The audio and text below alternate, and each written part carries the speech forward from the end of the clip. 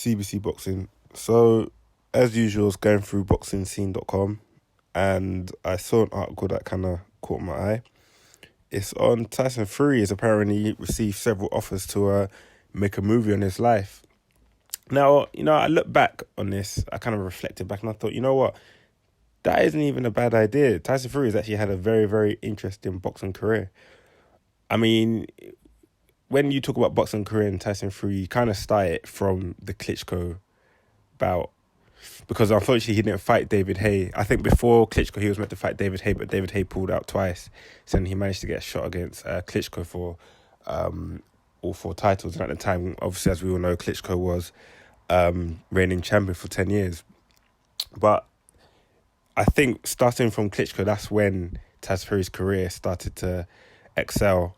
He beat Klitschko in Germany. To be honest, I think he even schooled Klitschko. Klitschko couldn't, get near him. And then it went downhill from then because he won all four belts. Everything was going well. But then I think there was something in the contract where he was obligated to fight a rematch.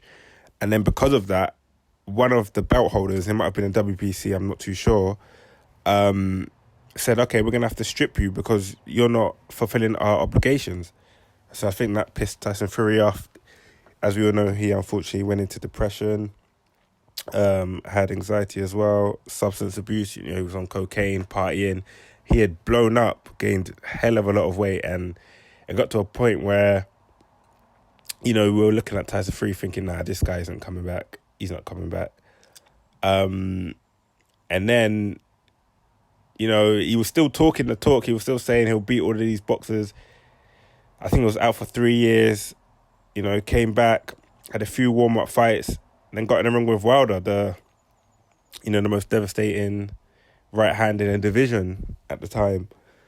Now, with Wilder, he got schooled by Fury. And you remember, Fury was 3 years out, and then he went and schooled Wilder like that. Now, that's, to be fair, for me, when I see that, that's someone who's gifted at the sport, someone who was born to fight, who it just comes natural to him. Because to have 3 years out, fight a couple warm-up fights. In the warm-up fights, he didn't even look that sharp. Fight Wilder and then basically school him. Obviously, we all know that Wilder really relies on that right hand anyway. So, that being said, he then had the rematch against Wilder. He then beat him. In fact, he effed him up. He effed Wilder up. Let's not sugarcoat it. He effed Wilder up.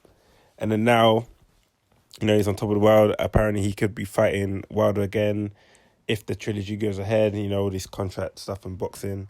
But man, it'd be a fight. It'd be a film I definitely want to see. Because I'm sure there's a few things that we don't know about. I know he tells a story about how he was in his Ferrari and he was near a bridge. And he went to... he had suicidal thoughts. And there was a point where he was driving and...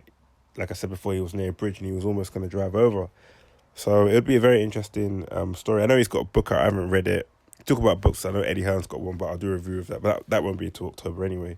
But yeah, Tyson Fury and a film would be very interesting. I mean, I guess the fact that he's gone to America, that helps. He's built a little bit of a profile so he can get some good directors. Because I think the film will do well in the UK and, you want it to do well in America because, as we all know, if anything you do in America, if it blows up in America, it'll blow up everywhere else. That's how the world is. So, but, I don't want to go on too long. This article I thought was interesting on boxingscene.com. CBC, I'm out.